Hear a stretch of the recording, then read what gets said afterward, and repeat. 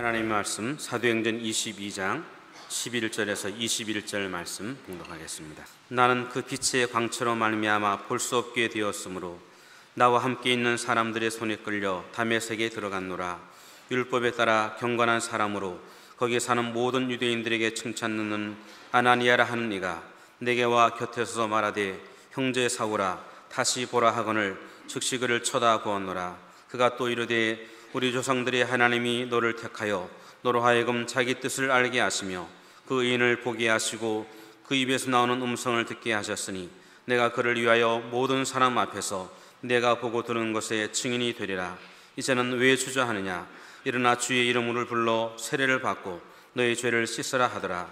후에 내가 예루살렘으로 돌아와서 성전에서 기도할 때 황홀한 중에 봄에 주께서 내게 말씀하시되 속히 예루살렘에서 나가라. 그들은 내가 내게 대하여 증언하는 말을 듣지 아니하리라 하시거늘 내가 말하기를 주님 내가 주를 믿는 사람들을 가두고 또 각 회당에서 때리고 또 주의 증인 스데반이 피를 흘릴 때에 내가 곁에 서서 찬송하고 그 죽이는 사람들의 옷을 지킨 줄을 그들도 아나이다.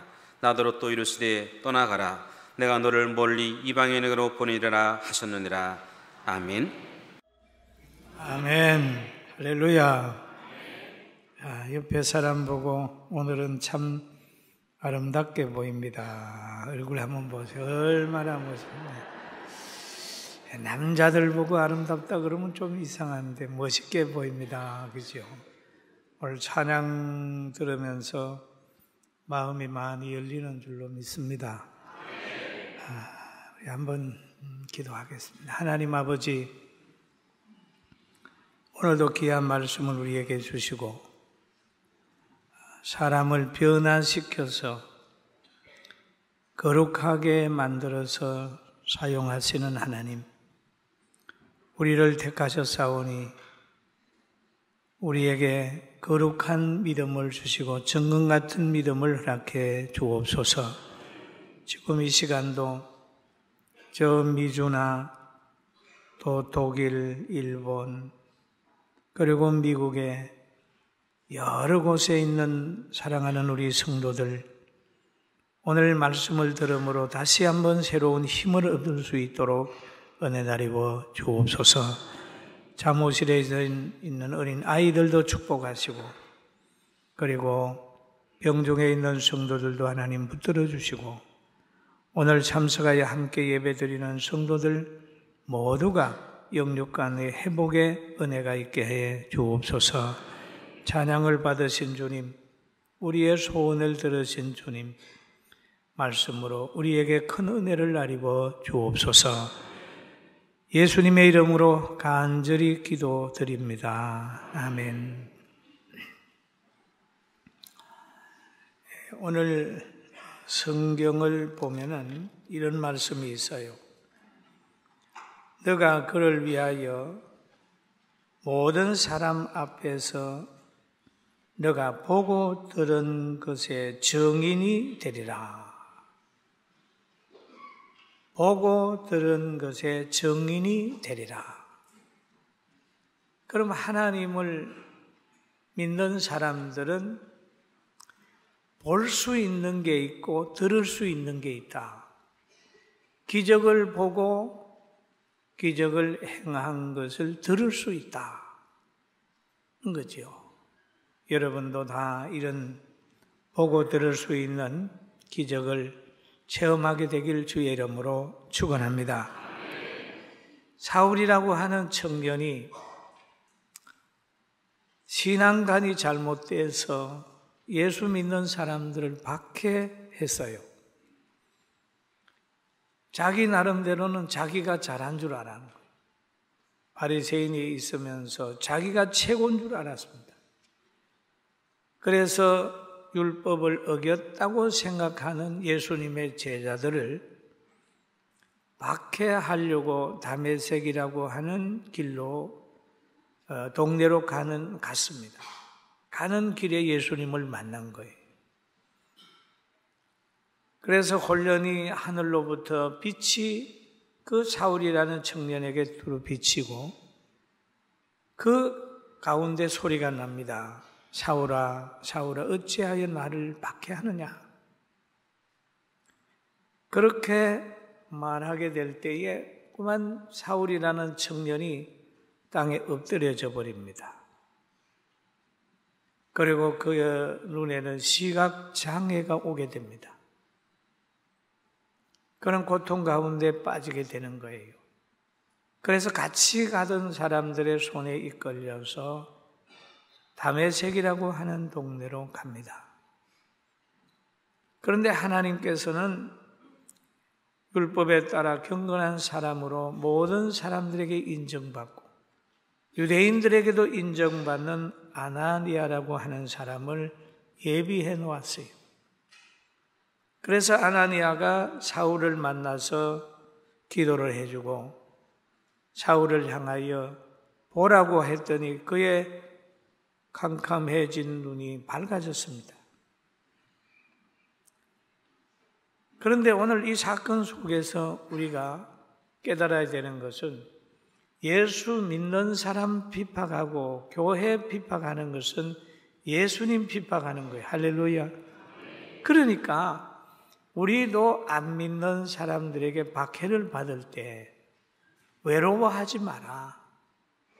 내가 박해받는다고 생각하지 마라. 여러분과 제가 예수님 안 믿으면 신앙의 대적자가 없어요. 예수님 때문에, 기도하는 것 때문에, 교회에 출석하는 것 때문에, 또 전도하는 것 때문에 박해를 받는 것은 바로 예수님을 박해하는 자들에 의해서 같이 받는 거라고 생각하고 그런 일이 있을 때마다 감사하며 살게 되길 주의 이름으로 축원합니다. 바울 사도도 예수님 만난 후에 큰 영적 변화를 가지게 되는 겁니다. 그래서 아나니아에게 기도를 받고 그가 몸이 온전해졌어요. 그래서 그는 바꾸어진 겁니다. 사탄의 사람이 하나님의 사람으로 바꾸어졌고 사람을 결박시키고 고통 주는 자가 사람에게 희망을 주는 사람으로 바꾸어졌습니다. 그런데 사울이라는 사람은 하나님이 특별하게 선택한 사람입니다. 선택했다. 여러분, 농부가 땅에 씨를 심을 때 선택하는 씨가 있듯이 하나님도 사람을 만드시고 환경을 조성하시고 또 자기 사람으로 할 때 선택하는 사람이 있습니다. 이유 없는, 목적이 없는 그런 일을 하시지 않으셨어요. 그럼 하나님께서 사람을 왜 만드셨을까요? 영광 받으시기 위해 사람을 만들었다 그럽니다. 일찍이 이사야 선지자를 통하여 말씀하신 내용을 보면 내 이름으로 불려지는 모든 자, 곧 내가 내 영광을 위하여 창조한 자를 오게 하라. 그를 내가 지었고 그를 내가 만들었느니라 라고 얘기를 합니다. 그럼 사람을 지은 목적이 영광을 받기 위해서다. 그렇기 때문에 사람들이 하나님 앞에 복을 받고 살려고 하면 고린도전서 10장 31절에 나타난 말씀대로 먹든지 마시든지 무엇을 하든지 다 하나님의 영광을 위해서 하라라고 얘기를 합니다. 여러분, 하나님의 영광을 위해서 하는 게 뭐냐? 자녀는 부모에게 효도하는 것도 하나님께 영광이 되고 남편이 아내를 사랑하는 것도 하나님의 뜻이고 아내가 남편을 존중하는 것도 하나님의 뜻입니다. 하나님의 뜻은 교회에도 있지만은 세상에 나가서는 빛과 소금의 역할을 하는 것도 하나님의 뜻이라는 사실을 꼭 믿게 되는 복 있는 우리 모두가 되기를 주의 이름으로 축원합니다. 그리고 하나님께서 독생 성자를 이 땅에 왜 보내셨습니까? 예수 그리스도를 이 땅에 보내신 것은 바로 자기 백성을 죄에서 구원하기 위하여 예수님을 보내셨어요. 예수님은 그 일을 위하여 보내심을 받았습니다. 그런 것처럼 오늘 이 다메섹으로 가다가 예수님을 만나는 이 사울이라고 하는 청년도 하나님의 계획이 있어서 딱 선택을 하는 거예요. 선택을 해요. 그리고 그에게 예수님이 자기를 나타내고 그에게 영적 변화를 시도를 한 것입니다. 그래서 오늘 성경 사도행전 22장 13절에 보면 내게 와 곁에 서서 말하되 형제 사울아 다시 보라 하거늘 즉시 그를 쳐다보았노라. 그가 또 이르되 우리의 조상들의 하나님이 너를 택하여라고 얘기합니다. 택하여 너로 하여금 자기의 뜻을 알게 하시며 의인을 보게 하시고 그 입에서 나오는 음성을 듣게 하셨으니 라고 말씀을 하고 계십니다. 너를 택했다. 여러분 우리도 하나님이 택한 줄로 믿습니다. 믿습니다. 그럼 택했다는 거죠. 그리고 너로 하여금 자기의 뜻을 알게 했다. 하나님의 뜻을 알게 했다. 그리고 의인을 보게 하고 그 입에서 나오는 음성을 듣게 했다라고 말씀하고 계십니다. 여러분, 하나님은 택한 사람에게 구원을 알게 하시고 성경을 알게 하십니다. 우리나라도 그렇잖아요.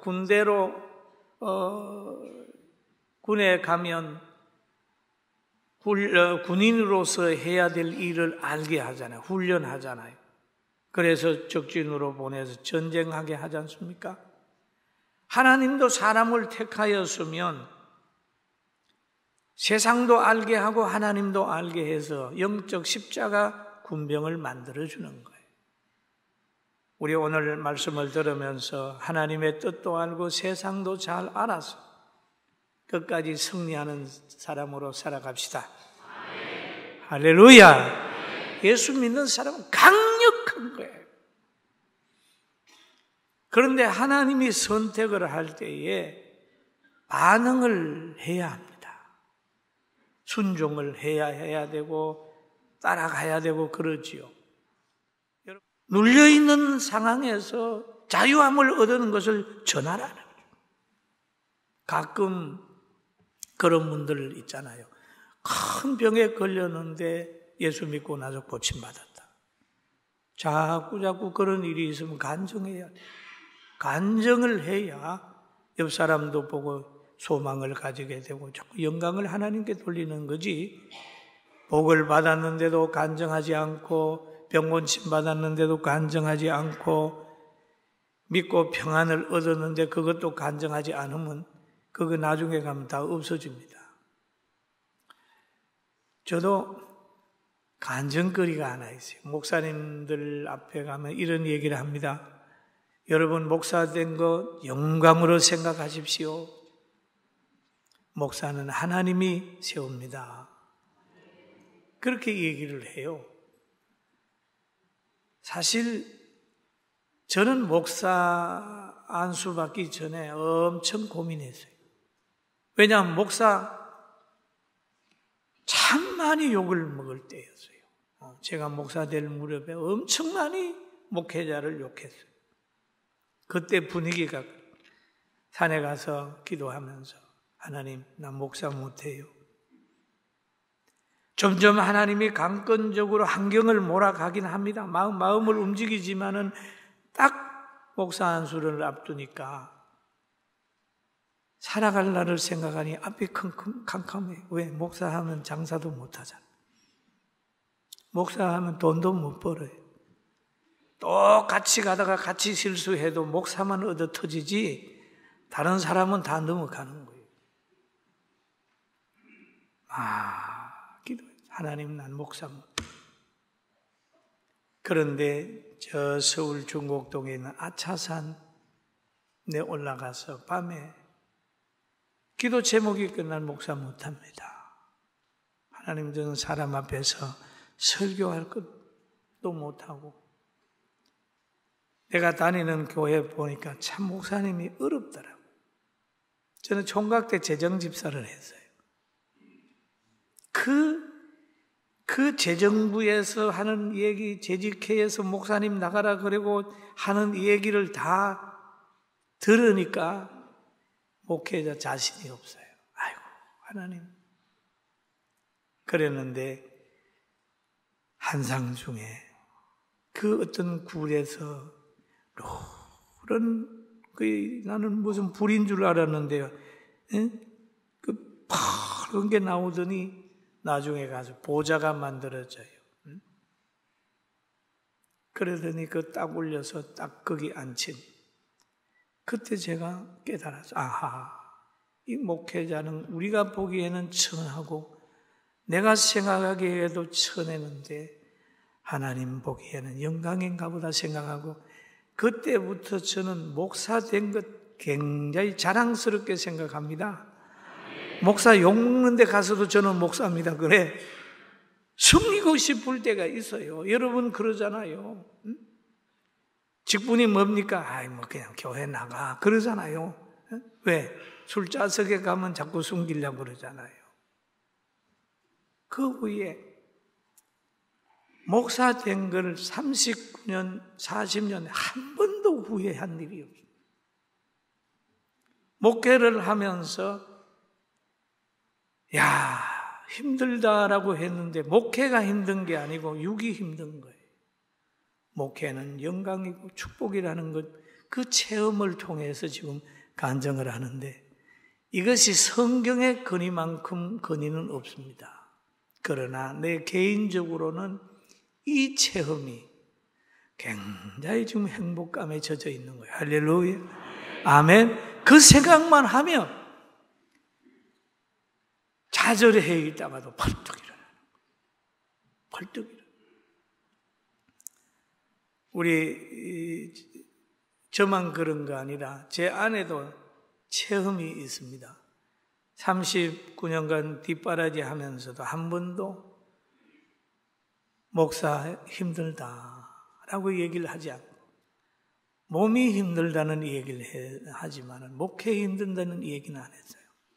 왜냐하면 목회하는 게 영광이라고 하는 걸 알고, 지금도 그럽니다. 우리 교회 힘들다 만약에 그렇게 얘기하면 목사님 우리 교회 부흥합니다. 할렐루야. 항상 그 얘기를 해요. 여자가 부인이 잘 된다 그러는데 남자들이 힘을 얻지요. 남자들 마음은 얘기를 해요. 힘을 얻어요, 못 얻어요? 부인이 맨날 와서 당신 왜 그 모양이냐 뭐 이러면은 안 될 텐데, 하나님이 자기 그랬다는 걸 저하고 결혼하기 전에 제가 참 별로였대요. 아주 이렇게 멋있는 사람이 별로면 그 눈도 문제가 있지만은 별로 가진 게 없잖아요. 뭐가 가진 게? 키가 작잖아요. 또 그 당시엔 키 큰 사람이 얼마나 멋있었는지 몰라요.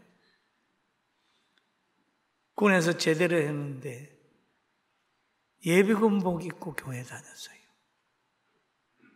월남 다녀와서 얼굴은 새카매요. 체중은 52kg예요. 얼마나 제가 또 가볍게 놉니까?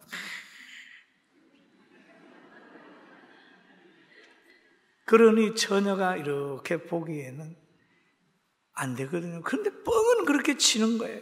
나는 세계에서 뭐가 된다. 막 이렇게 하면,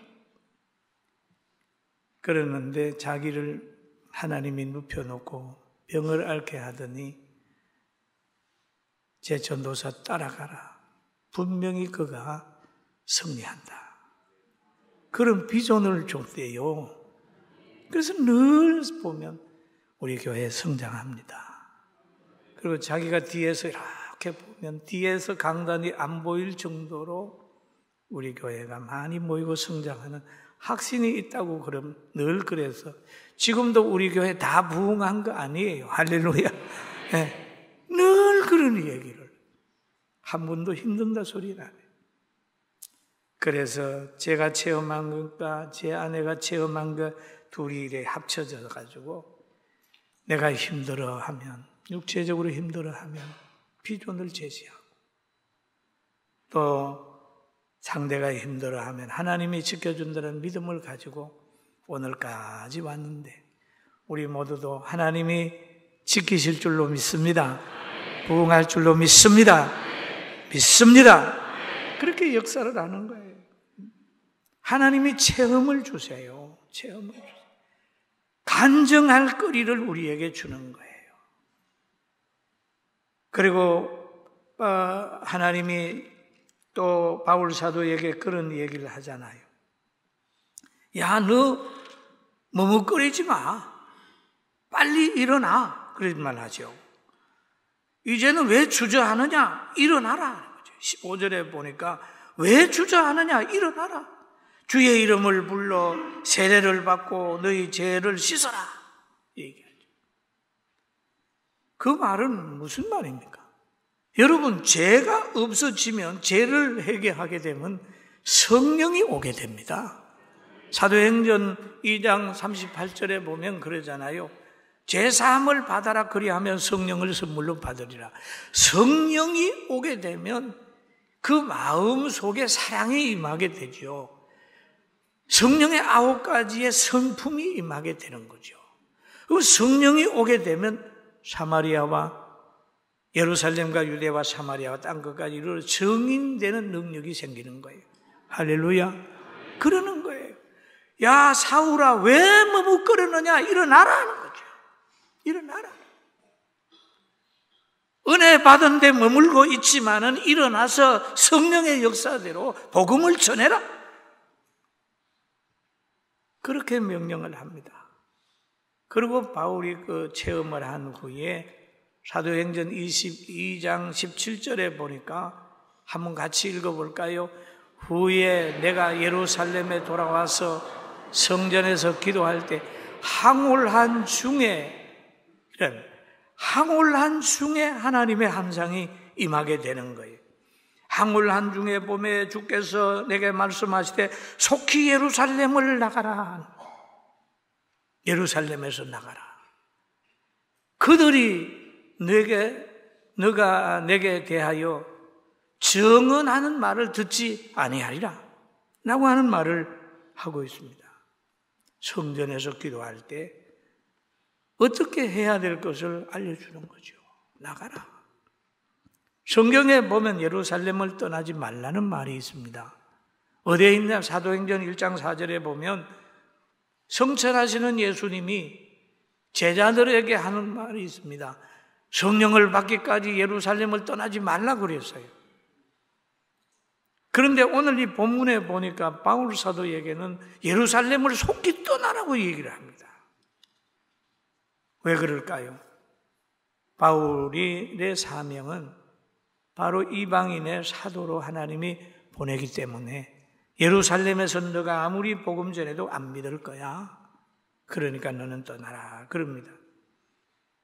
그리고 바울이 또 예수님 만나고 성령 받은 후에 하는 말이 있습니다. 내가 정말 잘못한 게 많습니다. 많습니다. 내가 말하기를 주님 내가 주를 믿는 사람들을 가두고 또 각 해당에서 때리고 주의 정인 서대반이 피를 흘릴 때에 내가 곁에 서서 찬성하고 그 죽이는 사람들의 옷을 지킨 줄 그들도 압니다. 라고 얘기를 하는 거예요. 사랑하는 성도 여러분, 머뭇거리지 말고 일어나서 역사합시다. 할렐루야. 그리고 바울 사도를 하나님이 어디로 보내느냐? 이방인들에게 보내는 거예요. 바울의 가거를 모르는 사람들에게 보내는 겁니다. 가거를 모르는 사람들에게. 세상에는 가거의 것을 자꾸 들춰요. 저 사람이 어떤 사람이야? 어떤 사람이 자꾸 들춥니다만은 하나님은 그렇지 않아요. 믿습니까? 믿습니까? 믿습니까? 믿습니까? 그리고 하나님은 현재를 보는 거예요. 고린도후서 5장 17절 같이 한번 볼까요? 시작. 그런즉 누구든지 그리스도 안에 있으면 새로운 피조물이라. 이전 것은 지나갔으니 보라 새 것이 되었도다. 이전 것은 지나갔으니 새 것이 되었도다. 이전에 있는 것 가지고 얘기하지 마라. 새 것인 지금을 보라는 거죠. 과거에 시골에 가면 전통 있는 가정들에게는 저 밑에 마루 밑에 들여다 보면 보통 논요강 한두 개는 다 있어요. 할머니 할아버지들이 가마 타고 올 때에 화장실로 사용했던 논요강이 있습니다. 그럼 한때 시골에 보니까 논요강을 녹그릇 만드는 운동이 일어났을 때가 있었어요. 우리 집에도 보니까 우리 어머니가 가마 타고 올 때 논요강에 가지고 온 게 있어서 그거 어떤 사람이 와서 거두어 가지고 녹그릇을 만들어요. 연세 드신 분들은 다 알 거예요. 그런데 얼마나 이쁘게 만들어 왔는지 1년에 한 번씩 막 녹그릇 닦는다고 바짝바짝 닦아놓은 것입니다. 여러분, 녹그릇 가지고 밥 먹으면서 논요강 생각해요? 안 해요? 안 합니다. 그게 정상이에요. 여러분, 예수 믿고 변화돼 가지고 열심히 하는데 과거 가지고 자꾸 그러지 말아요. 우리는 다 새로운 피조물이고 과거에 매여 있지 말고 다시 한번 새 출발하면서 간증하며 은혜를 간증하며 살게 되길 주의 이름으로 축원합니다. 할렐루야. 은혜를 간증하는 거예요. 그래서 바울 사도가 어려울 때마다 너 죽이려고 하는 사람들 앞에서도 자기가 예수 만났던 얘기 간증을 하는 거예요. 내가 옛날에 이런 사람인데 예수님 만나서 이렇게 변화되고 예수님은 하나님의 아들이었다고 하고 간증을 하고 또 예수님으로 기도해가지고 귀신도 쫓아내고 병도 고치고 그렇고 하나님의 나라의 말씀을 전해가지고 은혜를 받는 거예요.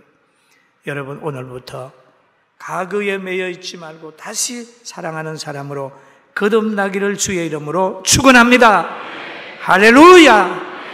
하나님이 함께하면 못 고칠 사람이 없고 못 견딜 환경이 없고 극복하지 못할 사건이 없고 못 고칠 병도 없다는 걸 믿게 되길 주의 이름으로 축원합니다. 꼭 신령한 간증이 이번 기도회를 하면서 날마다 여러분 가정에 풍성하기를 주님의 이름으로 축원합니다.